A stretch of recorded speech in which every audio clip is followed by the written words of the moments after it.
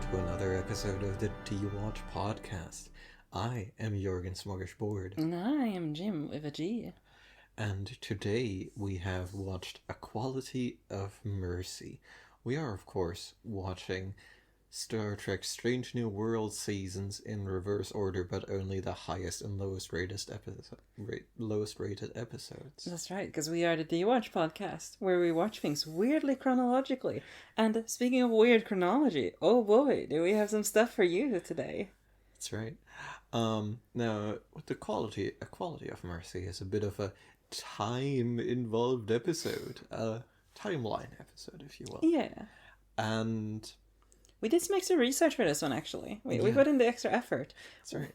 Because we really like getting weird with stuff here. So we watched, actually, the original series episode that this is kind of based on. Yeah, it's riffing on.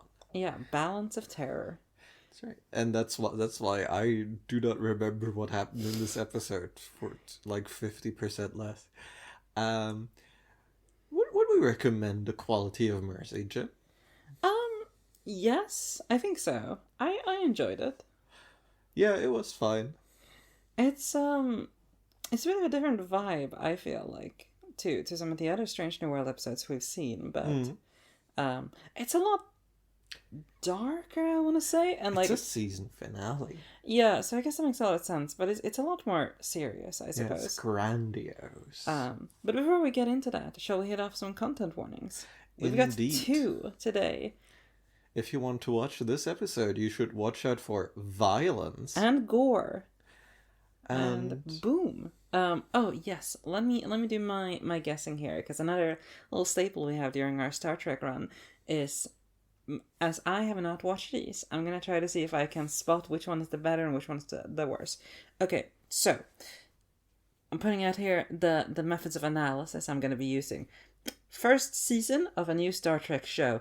A Star Trek show that, from what I've understood, a bit different than previous, like, modern Star Trek. It seems to me like season 1 might be a bit of them finding their feet. This episode, it's got a lot of stuff going on. It's riffing on a previous Star Trek episode, so you got some nostalgia points.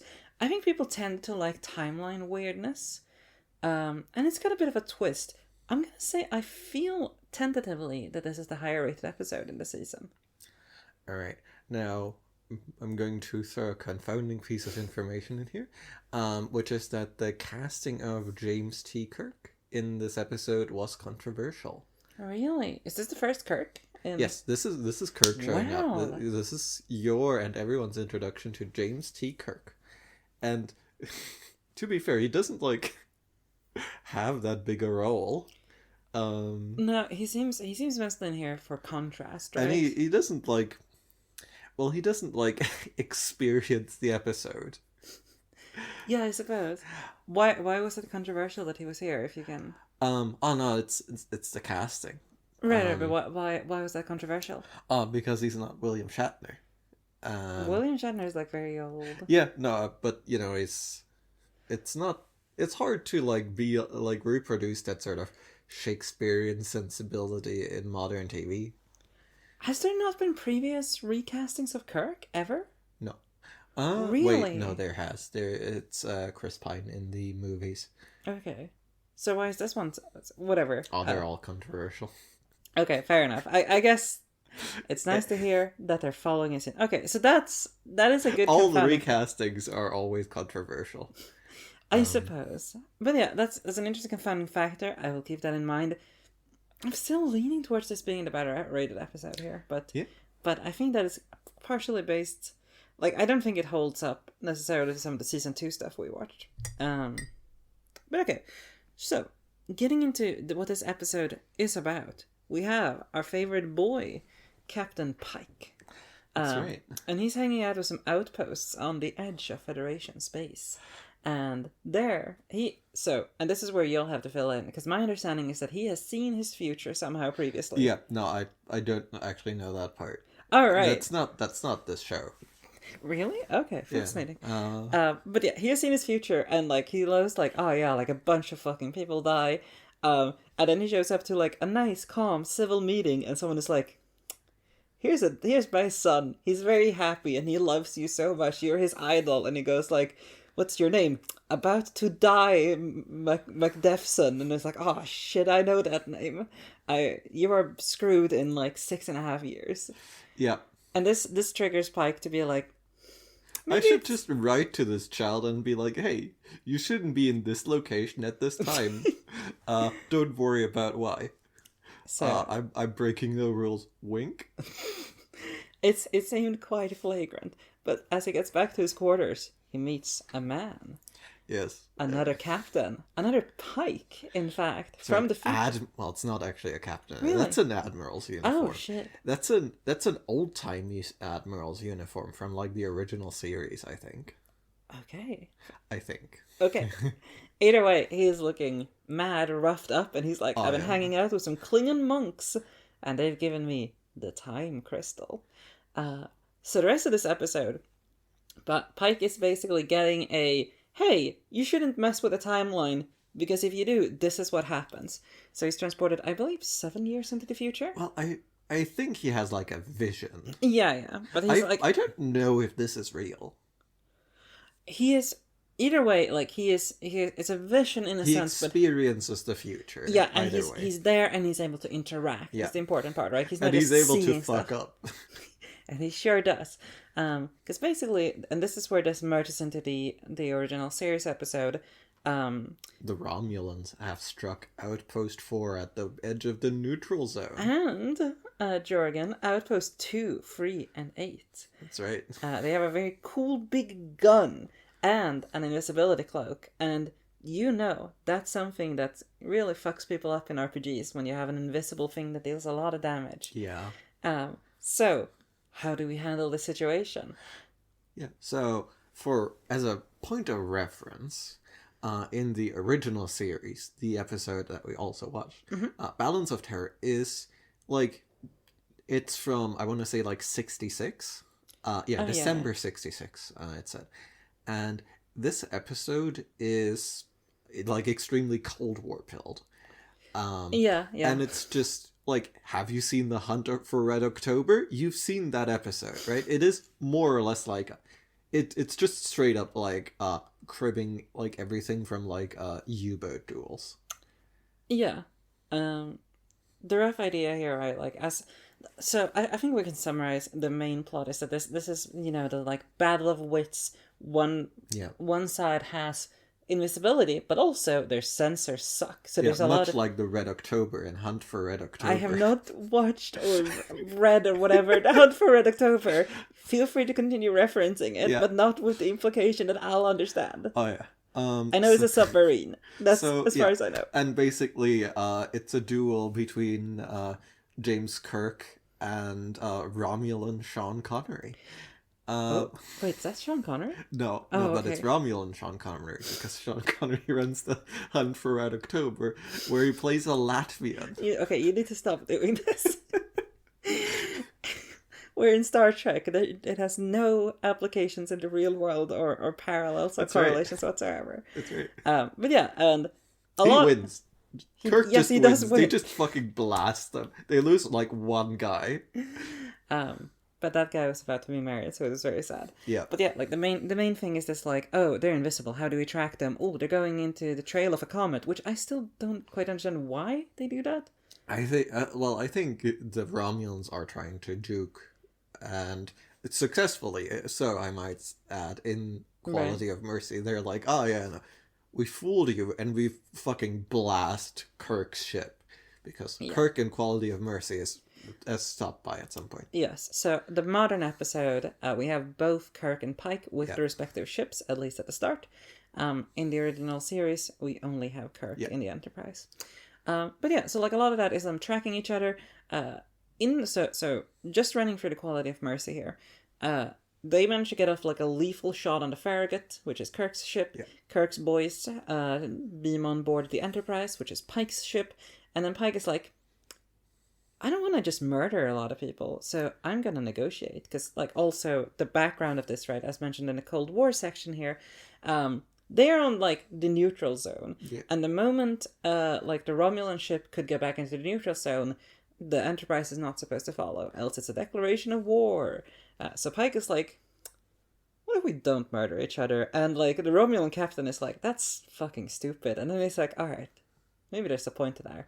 You're kind of hot, though. You know, like these two men have chemistry. Oh yeah, absolutely. Much more so than in the original series, I must say. Yeah, I mean, despite the Romulans in the original series being clearly insanely bisexual, like more bisexual than I could ever lay a claim to. I feel. Yeah, no, like you do not have every wall draped in like a bisexual color. There are like multiple white walls in your life. Like the Romulans are like, no, I'm every wall. Yeah, rank insignia, bisexual colors. Like it's they're really like laying it on. I've never experienced such envy in my life. But yeah, so there's a running debate here. Some people want to be like, we should just blast the Romulans so they don't get back and tell the Romulan Empire that like the Federation is super weak and we can all eat them. Well, some are like, yeah, but we could also just like start the war if we do that, so maybe we shouldn't. And Pike eventually sides with the people who don't want to start the war. He negotiates a ceasefire with a Romulan ship. After like a skirmish where they're like, we've taken damage, let's just stop shooting each other. Yeah, the Enterprise blasts the Romulans' engines, the Romulans blast the Enterprise's weapons. So it's a hell of a standstill. But the Romulan sub-commander is like, I still think we should murder the shit out of them. Yeah, I want to murder them so bad. I'm like considering treason right now. And subtly wink. And mirroring that, Kirk is also like, I think we should just blast them. They got my ship. I think we should blast them, so they don't get back. And what this eventually results in is, as Pike and the Romulan captain are having like we understand each other. We should make peace, end this terrible war. Both sides end up having reinforcements. The Romulans get real reinforcements, and Kirk is like, I found a bunch of mining bots, and the Romulans don't know what our ships look like, so it sure looks like we have a bunch of dudes. Yeah. And then the Romulans are like, we're just going to execute our captain and then start a war. Yeah, and that's pretty much what happens, right? Like, the Romulans are not dissuaded by the mining ships enough. They fight, and they make it very clear, like, hey, if you had just blasted that ship, we would have been like, you guys seem cool. We wouldn't attack you any further. Yeah, we respect strength, only strength, and like, you're kind of... You going like, for us, strength is seeing potential allies. And we just think that's like weak shit. Yeah. And we really want to kill you for it. So, Pike's Enterprise escapes after some evasive maneuvers with the mining bots. And then we see the consequences. Yeah. A bunch of people are in the medbay after getting hit by Romulan cannon. And Spock is fucking... destroyed. Yeah. Surprisingly, apparently still alive, which I suppose is just for mirroring Pike's potential fate. Yeah. But I was like, that man looks to be more ash than man at this point. Yeah. So no, he's like that's remarkable. 50% melted, 40% missing. Yeah, it's a lot. Yeah. And that's, I suppose, is where Pike goes like he has one last little denouement with future Kirk, and then he's like, all right, I think I won't write that letter anyway. Yeah, no, it was really hard for me to like parse that was future Kirk as well for some reason. It took a second, yeah. Yeah, no, like that was strangely signaled. But I guess present Kirk just wasn't. Was present Kirk even around in these episodes? I don't think so. Yeah, I guess not. But yeah, Spock is then like, Captain, you seemed a bit weird in that earlier meeting where you started staring at the kid who was excited about... Yeah, you seem like you just, like, chose to die so I could live. And Pike's like, I wouldn't know anything about that. Like, just immediately turbo-clocked. But yeah, finally, the episode just ends with a bit of a... It's weird calling it a sequel hook, but I guess it is. Next season hook? Yeah, it's a cliffhanger. Yeah, just a general cliffhanger of... Una getting arrested for being an Illyrian. which is a gene-altered person, Yeah. and not the people that fought with the Kingdom of Macedon for centuries. You might think they were, but that's a completely different thing. Well, they are human descendants, so they might just be like, oh yeah, no, we I hate space Macedonians. I would fucking love it if canonically in Star Trek the gene-modded people known as the Illyrians are like, yeah, of course we used to live in the Balkans. That's right. You don't know the Authoriate? Of course, that's where we come from. But yeah, oddly, I think we have not really conveyed the theme of this episode like that heavily because like it is just like about fate, right? Yeah, it's like that's made quite explicit in the conversation with I want to say Spock primarily, and I suppose Cap like the future Pike. Yeah. Like it's a lot of it is just like, hey, like don't avert fate, I guess. Like, and specifically sort of one of the things too is that Pike, when he's writing this letter, he's not just averting the kid's death, he is also averting his own like horrific radiation, poisoning, burns, whatever. Yeah. So there's a bit of that about like, yeah, like you can put yourself in a situation where you end up okay, but you'll put someone else in front of the bus. Yeah, it's a trolley problem episode. Just very straightforwardly. Yes, but one side also has like millions upon millions of death and seemingly like a decade's worth of war or whatever. Something like that. Yeah, maybe more. Like old Pike says like it's still ongoing. Yeah, like, no, old Pike looks like maybe more than a decade older. Yeah, I was imagining like perhaps stress helps on that front, but yeah, no, he's seen all the shit. I was quite impressed by the way they made like because like Captain Pike is already like at least middle-aged, right? Yeah. So it's quite impressive that like future Pike, like they probably make him look quite solidly like a good bit older. Yeah. But yeah, like that's one thing. And it's made a bit easier, but like, okay, yes, you're gonna have to take that shot, but also millions upon millions of life in the other end of the scales. Like, yeah, no, it's like it's an interesting variation of the trolley problem, I guess, where it's like, no, you're on the tracks, but the other track is like everyone else, so you gotta stay on the tracks, buddy. You know, like I you heard getting off the track is actually what makes it hit the people. I've heard that the original trolley problem, and because it's Philippa Foot, right? I've heard like it was supposedly designed to go against like to not disprove but argue against utilitarianism, right? That like no, you should kill the 5 people, or you should let the 5 people die rather than actively quote unquote kill one person. And I just wondered like how many millions of people do you have to stack up on that track before even Philippa Foot goes like, okay, fine, I'll pull the fucking lever then. You know, like, I understand the base philosophical difference here. I'm just saying, I think at some point you start going like, okay then.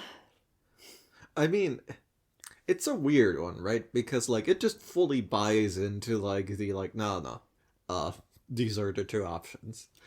Well, like, it's interesting, because yes, in the actual mechanics of the episode, but the future Pike does say, like, hey, like, the Klingon monks showed me a bunch of stuff, and it turns out, like, you can't divert this course in any way. Like, it is either you or him. Like, but the implication is that, like, I tried a bunch of other variables thrown in there.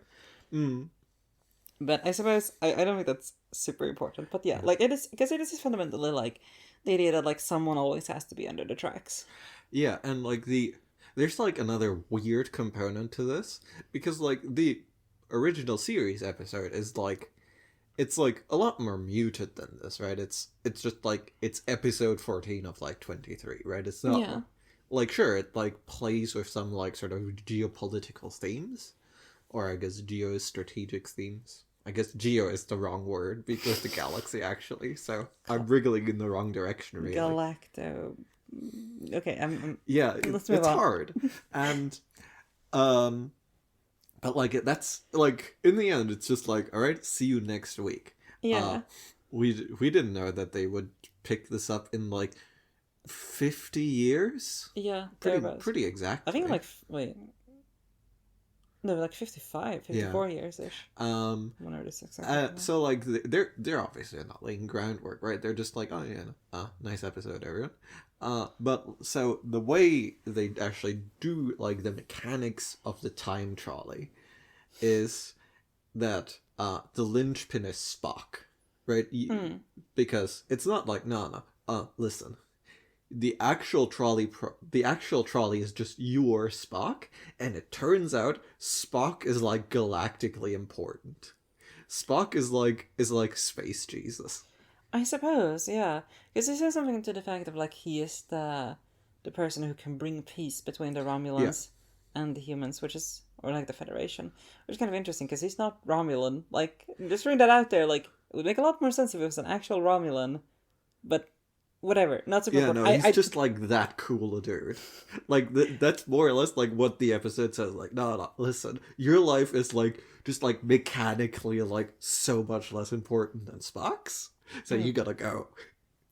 Yeah, it's kind of an interesting that's because like it obviously by mimicking the original series so closely, as we were sort of noting, like there's a lot of lines that are exactly the same, even despite like Pike and Kirk being the different captains. Like they're absolutely different situations here, but like a fair amount of lines are exactly copied over, and obviously that's very intentional. So this episode has such an interesting place in the series, right? Because it has the meta. Like it's like, I'm trying to think of like a good example, but it's like, imagine you had like a prequel of like. So I'm throwing my brain out here, and I'm coming up with like Lord of the Rings and Star Wars, things which famously do have prequels. Exactly. So I'm really messing this up, but like it's about the like, if you had the like protagonist as a child, and like obviously that child might not have done anything, but we know they will. Yeah. So it places them in the very interesting state. We're like, Spock, I don't know if Spock is important at this point in the original series, but he will be. Like he becomes this this is season 1. Right? Like this is just like, oh yeah, no, that's a cool dude. You know, it's season 1 of the original series. Yeah. It's like Spock hasn't done like any, like it's episodic, right? Like the movies haven't happened yet. Yeah, and like that's one thing, and it's just the thing that like Spock is like one of the most, maybe like even the most iconic character of Star Trek. Yeah. Like at the minimum top 3, right? Yeah. So like he has to be important in the universe to justify in that sense how important he is to the concept of Star Trek. Maybe. Right? Yeah. It's like, even if you made a different Lord of the Rings where someone else picked up the ring instead of Frodo, and Frodo doesn't fucking matter, like he's still Frodo. Yeah. In the context of the media property. So I think that's quite like an interesting way to like, yeah, like he becomes so important by the necessity of the reality of Star Trek as a media property. Like and like Spock is like obviously like a huge favorite, right? So it is just like no, like like the most cynical reading of this is just like no, you got to protect the brand, man. You got to protect the intellectual property that is Star Wars. And I think like the reason I'm sort of enticed by this very cynical take is that I was thinking about other media that is like, oh yeah, no, we're doing like more Star Trek, we're doing more Star Wars, we're doing more Lord of the Rings, and it's always prequels because, and I think it's because like you like the original property is like sort of the big climax. I guess Star Wars has actually done sequels now. Yeah. But even the sequels are so insanely tied to wanting to be the original series. Palpatine has returned. And such a useful phrase. So, and I think it is just because, like, you otherwise you're like sort of undermine, like you have to build the mythology, and you can't like really go like, anyway, like stuff happened later, right? It has to like be the ultimate thing still, and then you just like build more stuff to like sort of undergird that. And that's sort of the thing we're like trapped in here with, kind of, because we're like, oh yeah, no, we need to like undergird more of the myth of Star Trek. Of Kirk and of Spock in And particular. like I'm think I am just also just as a mild reference, like in those old scientists, the crossover with Lower Decks, it is also just like, oh yeah, no, like Spock is so important, right? It's just like Yeah. that's just something that they keep fucking saying, like, oh yeah, no, this is space Jesus. It's an interesting bind that you just make when you make more of something. Like if you have the original run of something, the Yeah, original run becomes insanely popular and iconic, and then you go like, we want to make more of this. So either we make a prequel that's leading into that, yeah, or we make a sequel where everyone is talking about like, oh yeah, remember what Kirk and Spock went up to back in the day? yeah, It's I think there are some properties that have departed from that, but like it's hard. yeah. Like, Um, how do you give up the most iconic thing? yeah, Right? You have to make something else that is like somewhat equally good. Or you just keep the characters and go like, hey, this is more of those characters you like. yeah. Like I think it's maybe even more distinctly more of a thing when you're talking about television, Yeah. especially as we observed the quality of television back in the '60s, where a lot of the weight does fall on the characters and the actors, Yeah, right? like for reference, in the original series episode, like it is just like by volume like 50% reaction It's shots. so good. And like the music is so much more intense, and there's like such heavy lifting to go like, this is emotionally intense. Yeah, they have a lot less to work with in terms of visuals, to put it Yeah. very mildly. But actually, I want to talk about what I actually think is the more interesting theme of this episode. Mhm. I think, and this weirdly enough does not really emerge as the or from the contrast to the original episode, but it's a lot about like trust to me, right? Like Yeah. Pike's story of like, let's build this connection, and the Romulan captain being like, that's fucking stupid, and then he goes, but I'm kind of into it. But then that's undermined by like, Kirk is obviously the mirror to the Romulan sub commander who's like, I'm gonna call in the fleet. But obviously Kirk doesn't incite quite as much as the Yeah, no, Romulan. he's like, I'm going to need your help. Yeah. Going to need your sign off on this. Whereas the Romulan is like, I have notified the Praetor. Whoops. And it's also the fact that like he doesn't actually heighten the tension, right? Yeah. In terms of what is actually happening here. The Romulan, like, because for a moment I was like, maybe this is enough to bring them to like a standstill and to be like, okay, we'll depart, but like, this is clearly a military build-up that will only get Yeah. more intense. But for the moment, you've saved the Enterprise, Kirk.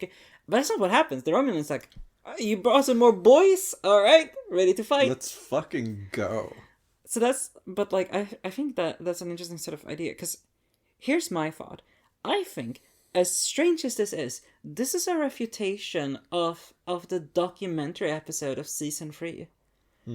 Specifically in the sense that, like, because what's happening here is Pike and this Romulan commander, who's sadly a lot less bisexual these days, does genuinely forge a bond. Like, they're like, we are both old soldiers to extent, like, we've been fighting here on the front for a long time, and we don't want to. There's a genuine connection, there's a genuine, like, agreement, but that doesn't matter when you're embedded in the system that is prepared to see this war exactly for what it is. Yeah. For all the other commanders on both sides who are like, no, like the only way this can go is war, either because of our culture or because of their culture or because of what we think must necessarily happen. We can't show weakness. We must probe them for their weaknesses. That's why that falls apart. You can have those, like, you know, the Christmas standstill on the like Western Front where German and French soldiers got out of their trenches and played football. Yeah. But like, they will then go back and keep shooting at each other. To be clear, that really happened, and they really like went back to shooting at each Yeah. other after. And I think like that's kind of what this is in a way, right? No, like it, and like it. Conversely, like the original series episode, like in a way, like Kirk is just like a more conventional commander who's Absolutely. like extremely good, right? He's just like, yeah, no, like we're here to fight this to the death. Yeah, We're expendable, and we're going to try to expend them first. he accepts the system Yeah. for what it is, and like it preserves the stalemate, which I don't know enough about Star Trek. I don't know where this goes after this, but like he does keep going on what is going, and this attempted change that Captain Pike makes like is squashed. Yeah.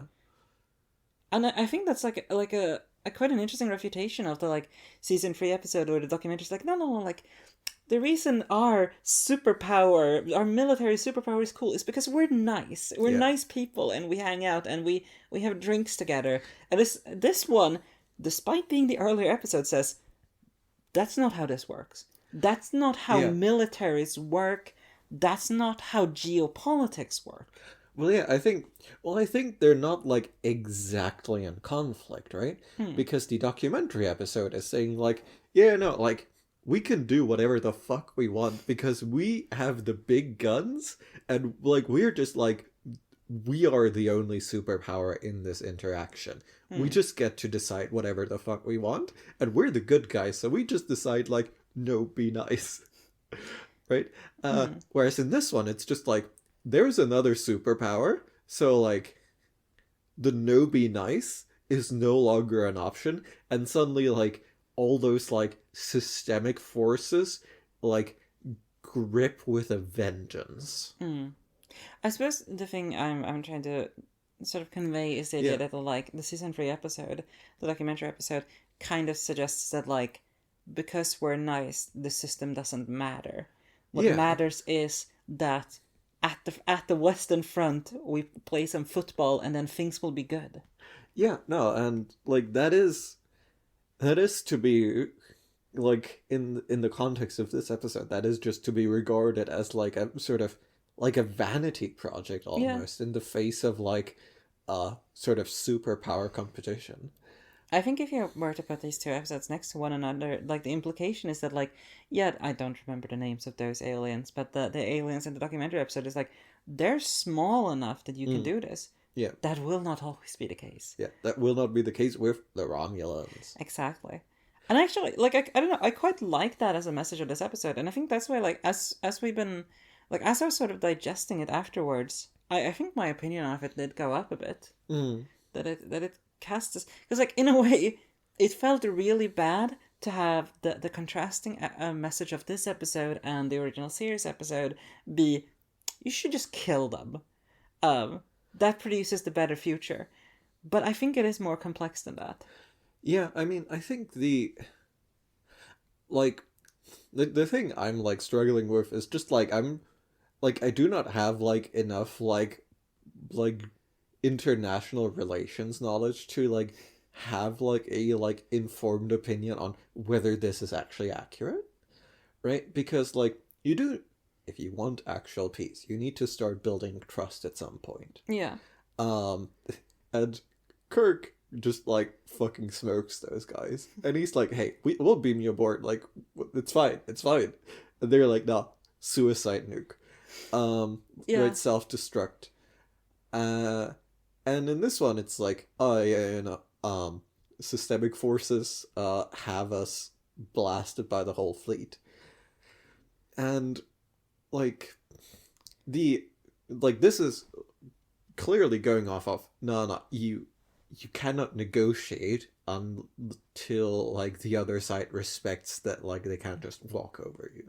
I think there's an aspect of that. I think there's also just an aspect of like, I think there's an aspect of attitudes amongst the actual combatants, right? Like there's an attitude where like in this episode, Ortegas and to a lesser extent Spock are the ones that are like, we need to kill all Romulans we see, basically. And I feel like, and Kirk is also on board of that. And Kirk is one of the main people here who take an escalatory action, even if it doesn't end up in much.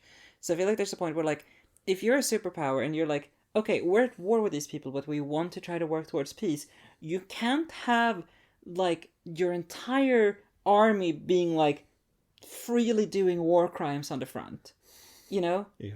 Like that will not lead to any sort of lasting peace.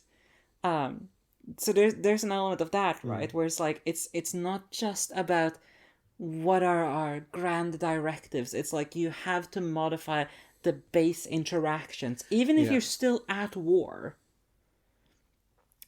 Because those things will obviously, like, because they're interacting with the people who form the basis of these respective countries, they will shape policy in the long run. Yeah, like it's like I'm actually quite annoyed that we didn't just like get someone with international relations knowledge on for this one, because like it's just like conceptually very crunchy to go like, well, what circumstances lead to like a continued détente versus. I mean, technically, I said some international relations. Oh, I had no idea actually. I mean, not at a university level though. But like, I am like, I am kind of very apprehensive to just endorse like the sort of crackpot realism theory of like, oh yeah, no, we make more weapons to secure peace, and they are obviously also doing that, but don't worry, that won't lead anywhere bad. But like, I think that's actually an interesting point, because like, if you, and this I think is highly relevant to the Cold War idea, right? Yeah. Which like if you look at realism as a model for how to direct a state in conflict, in this case, obviously like cold conflict. One of the ones is being like, okay, well, they'll seek allies, so we'll seek allies harder in the places, we'll counterbalance them, we'll run proxy wars, etc., in order to expand influence, etc. Like, this becomes a self-sustaining cycle. And here's, I think the interesting thing about it, like, that is a self-sustaining model. If you do this, your opponent has to react in some way, and they will also do it. It takes broad agreement to break those ideas. And this has happened. Like, and a lot of these examples are going to be weak, but they are real. The UN, the European Union, pretty much any international trade agreement on some level is going, it is better for us to do mutual benefit than to continue this build-up. Yeah, I mean, I like international trade agreements on equal terms, of course, being the relevant piece. Because if they're not on equal terms, you are in a completely different situation. Yes. I don't think the unequal treaties of China really constitute mutual benefit. I wouldn't even go to China on this one. This is mostly, whatever.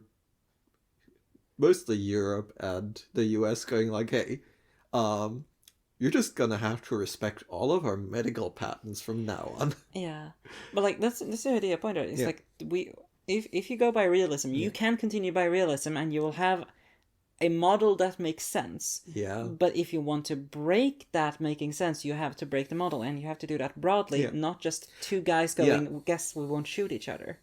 Yeah, no, like it's like, I guess Pike's, like the error of Pike is really just like being a captain as opposed to a diplomat.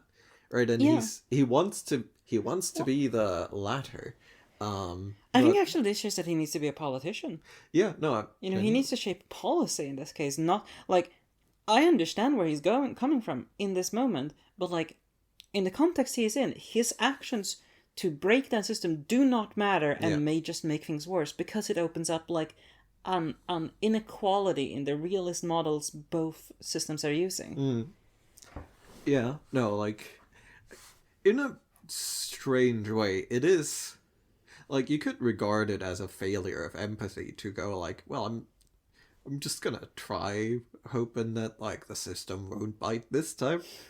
But yeah, no, it's a very complex episode in that sense. I actually think, like, if we're on a more personal plane for a moment, I think it works quite well with Pike's character. Yeah. Because why is he even here in the first place? Because he was optimistic enough to believe that, like, I'll just jiggle some time knobs and hope that nothing bad comes out of it, because I don't want to see this kid die.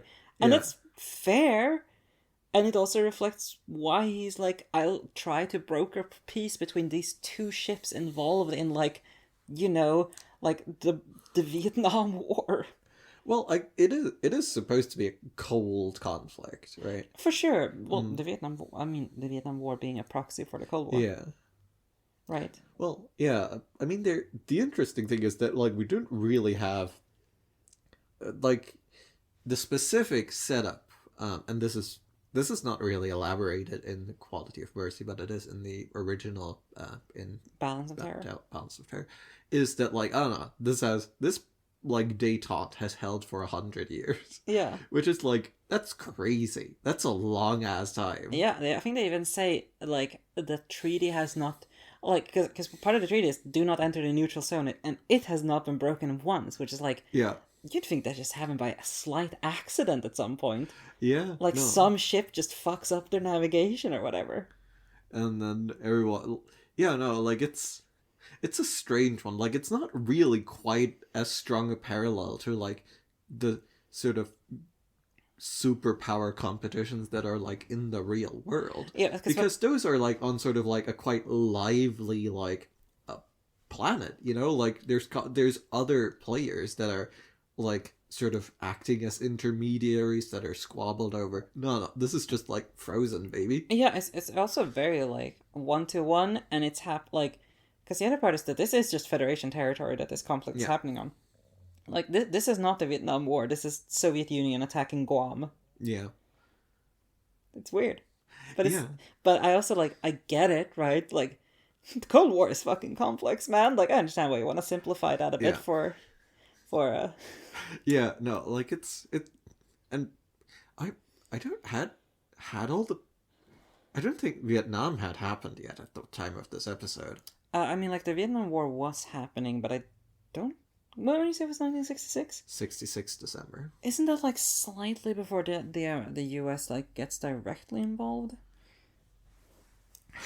Really getting into the geopolitics hour here. I don't know if it's actually important, though. It's kind of an important thing, but... Yeah, no. But I suppose, like, because the example is more like... This is perfectly middle of Cold War, speculating, like, what could happen if the Soviets just, like, fucking started blasting... I guess in a weird way it's Pearl Harbor, isn't it? Well, it's more probing than that, right? Pearl Harbor was, like, a strategic, like, opening maneuver, right? This is just like, are they gonna flinch? Yeah. And you know, the answer in both situations is like, no, sort of, maybe, not really. Yeah. But yeah, like, I think in this context, I quite like this episode, honestly. Yeah, no, like, I do think just going like, oh no, not like, you gotta protect this timeline with Space Jesus, bracket Spock, is like the weaker half, but just going like, you know, you can't just fucking bluff your way out of, inciting, just like, galactic conflagration. Yeah. Like, that part's interesting. Definitely. I can't, like, it's maybe the most of all of these episodes that we watched so far. This is the one that makes me want to know more about, like, the broader, like, situation of Star Trek. Like, both like, how it came about, but also just, like, the in-universe situation here, because I think it's... Yeah, no, it has a lot of lore, and not all of it is relevant at all times. I figured. We'll have to see where we go after this series. Yeah. But there certainly is very geopolitical Star Trek. Excellent. I mean, that's my thing. I'm very happy to hear that. But Jorgen, where do we go after this episode? After this episode, we are watching the second episode we're watching from season 1, which is the Elysian Kingdom. Which is episode 8. I've never heard that title before. How intriguing. I think it is also another introduction of a character, because I think that might be the first time Captain Marie Battelle shows up. Really? I think so.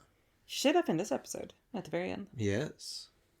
I did not realize she was so new. Fascinating. Well, this is season 1. But yeah, I suppose. There's a fair amount of character shuffling happening. Powerful. Well, I guess we'll see you then, dear viewers. Yeah, see you on the other side. See ya.